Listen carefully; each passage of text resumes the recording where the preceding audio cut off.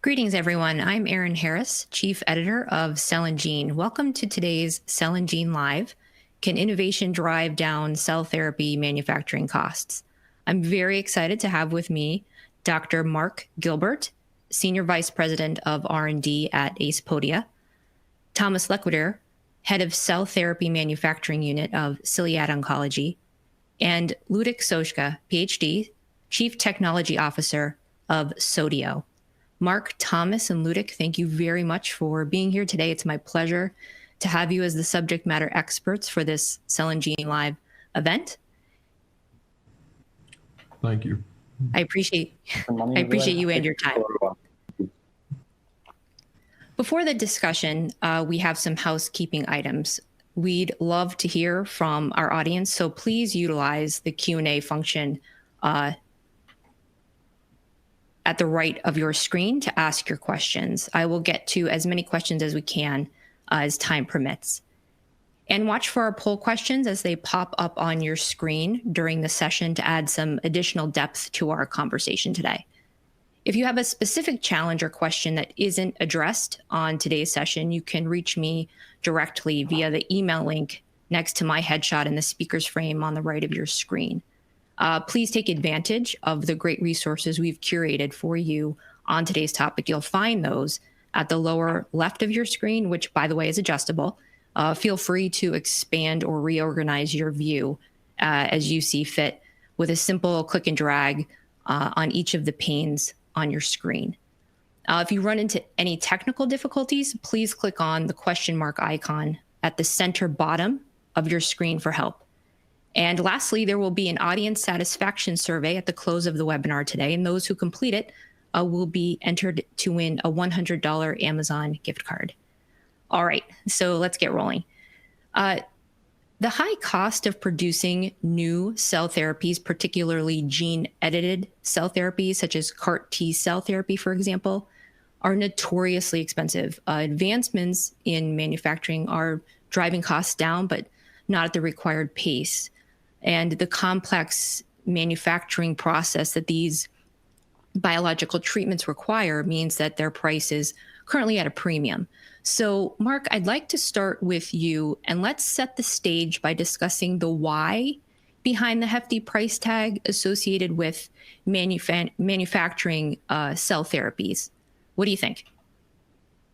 Very good. So I'm going to just start for context, Erin, in trying to answer the question of reflecting where we are in the field. So the approved products right now are autologous CAR-T cells, because in addition to we're making a lot of innovation within the field that I think should be the discussion for the rest of the hour. But to kind of level set, the principal challenges that we face with autologous CAR-T cells to start with is, one, these are single lot products. So every time we're running through a product, we're having to do all of the quality testing. We have to basically repeat multiple steps within manufacturing in order to produce that product. The second thing is that we do have the complexity of gene modification, as you were mentioning. And I think the surprising thing here that actually has added or contributed a great deal of cost is that the vectors that we use today, and there are other methods obviously for genetic modification, but the vectors that we use today are viral vectors, and they're treated by regulatory authorities as not a key raw material, but as a drug substance itself. That puts additional quality expenses onto the generation of those products, and they're quite technically challenging to produce reliably. The third, I think, was a little bit unexpected and sometimes flies under the radar, and that is actually something I'm going to call failure.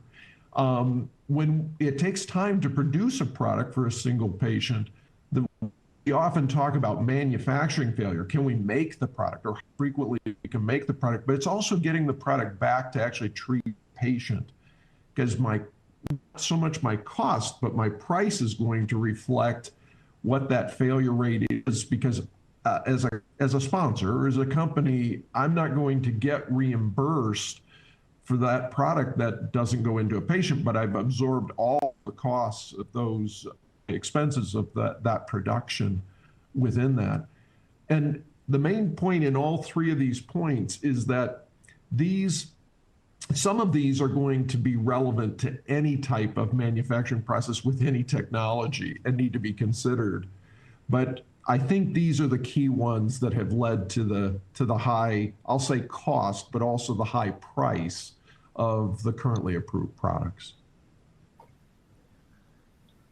Sure, absolutely.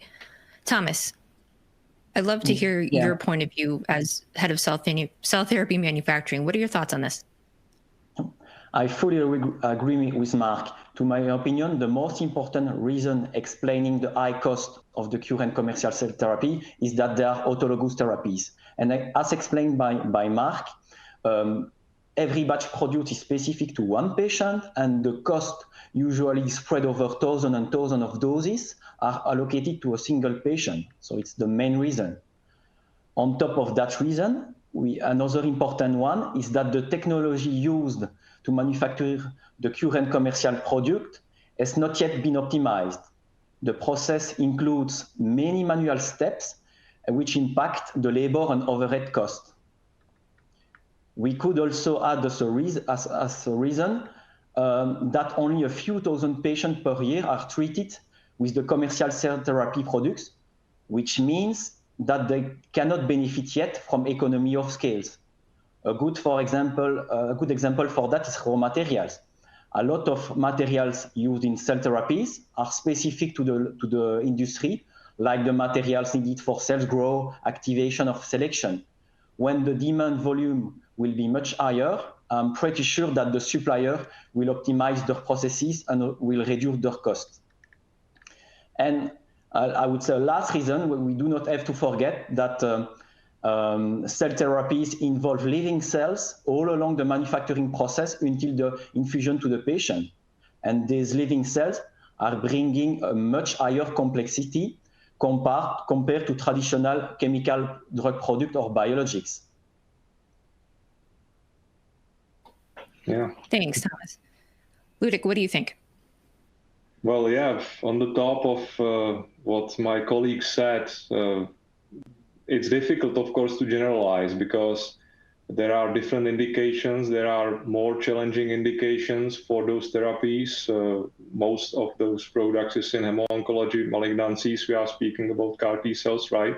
But there are also some solid tumor focused products. So there are differences from the perspective of the patients that are aimed to be treated, and there are different challenges that those manufacturers have to face.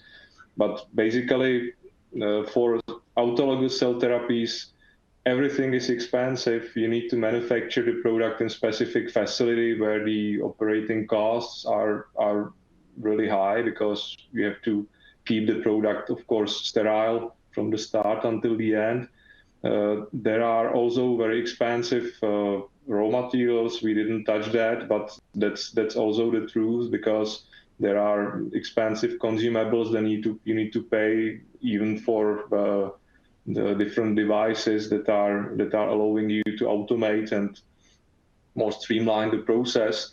And of course, logistics is one of the biggest impact on the price because, of course, in most of the cases, you are working with fresh blood product at the start. It has to be shipped out to the production facility within a certain time. This is, of course, very costly. And then, as my colleague said, it's a single product. So you need to deliver successfully just one dose of the product to the patient at the end. It depends, again, on the particular manufacturing process.